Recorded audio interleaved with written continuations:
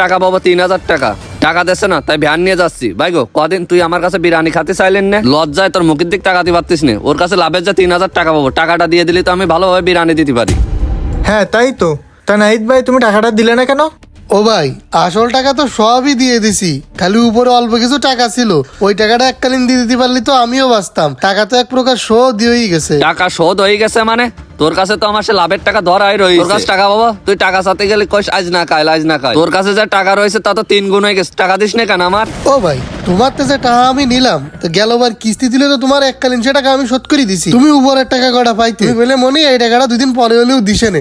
তাহলে এখন আবার এত টাকা হয়ে গেল কি রে? 3 ডবল হয় কি করে বুঝতে চাও না? 56,000 টাকা কি করে আই হাওয়াই হয়েছে, তুমি কিছু বুঝতে পারতে চাও না? ও ভাই, ওই সময় যে বললেন টাকা পাবেন 6000, এখন 56,000 করছেন কেন? অর্ধেক কথা কই তো লাভ নেই, পুরো কথা কতিবে। তোর কাছে টাকা পাতাম 6000, কইলাম 2 দিন পরে দিছে নে। আজ 2 বছর হয়ে গেল, তা 2 বছরে কি 6000 টাকা লাভ বাড়ে না? ও বক্কার ভাই, কিসের লাভ মাপ আমি বুঝলাম না তো, ঘটনা কি? সে কথা আর কইস নে। ও আমার কাছ থেকে লাভের পরে 60,000 টাকা নিল। ওই 60,000 টাকায় মাসে মাসে যে লাভ আসতো ওইটা ঠিক মতন দিত, কিন্তু হঠাৎ করে ও কিস্তি তুলে আমার সে 60,000 টাকা আসল টাকা দিয়ে দিল। কিন্তু এককালীন ও 6,000 টাকা বাকি ছিল। এই 2-1 বছরে আমার 1 টাকাও দিইনি। তা লাভ হয় না সেই টাকায়? ও তাই করছো, 56,000 টাকা হয়ে গেছে মানে 6,000 টাকা সুদ বাড়তে বাড়তে 2 বছরের মাথায় 56,000 টাকা হয়ে গেছে। ওরে হাই, ও যদি আমার টাকাটা দিয়ে দিত তাহলে আমি বিরিয়ানি দিতে পারতাম না? আমার কি খেচড়ি দেওয়া লাগতো? ওই বিপদের সময় উপকার করেছি আর এখন আমার পেট বাইতে গেছে। আজকে ইফতারির সময় আমি খেচড়ি দেবো, তুই ওরে ভালো মুখী কদিন আমার টাকা কয়টা ফিরে দিতি। আর শোন, করছি কি সামনের সপ্তাহে ওই মসজিদেই তিয়ারি দেওয়ার শখ হয়েছে। রনি ভাইগো, তুই ওরে ভালোভাবে কদিন আমার টাকা কয়টা সব ফিরে দিতি। বক্কার ভাই, আমি তোমার ভালো মানুষ জানতাম। ছি ছি ছি, তুমি সুদের টাকা ইফতারি দিয়ে বেড়াচ্ছাও। এই সুদের টাকায় বিল্ডিং করেছাও, গাড়ি কিনেছাও, সবই সুদের টাকায়। নাহিদ ভাই, আপনি এর পাল্লায় পড়েছেন কি? শেষ পর্যন্ত সুদে টাকা নিছেন। ভাই রে, মানুষ কি সাত করে সুদের পরে টাকা নেই?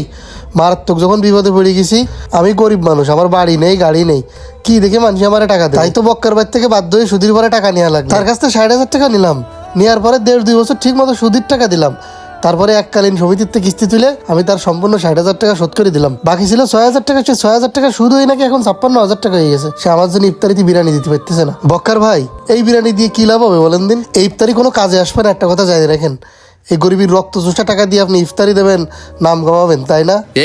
তোরে সুযোগ দিচ্ছি বলে কি তুই বেশি কথা কবি? এ রনি, তুই ওরা থামতি ক, না হলে বলো নাক মুখ ফাটাই দিবান একদম। ঠিক আছে তো, ও তো ঠিক কথাই বলতেছে। তুমি সুদের টাকায় ইফতারি দিবা আর উপরে উপরে নাম কামাবা আর গরিব দুঃখীর উপর অত্যাচার করবা, এটা ঠিক না।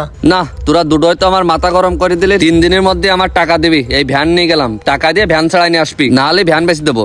এ রনি, তাড়াতাড়ি আয়, মসজিদে ইফতার নিয়ে তুমি যাচ্ছি। পারলে যাও গে, ওই সুদের টাকার ইফতারি আমি মসজিদে বই নিয়ে যেতে পারবো না, যাও।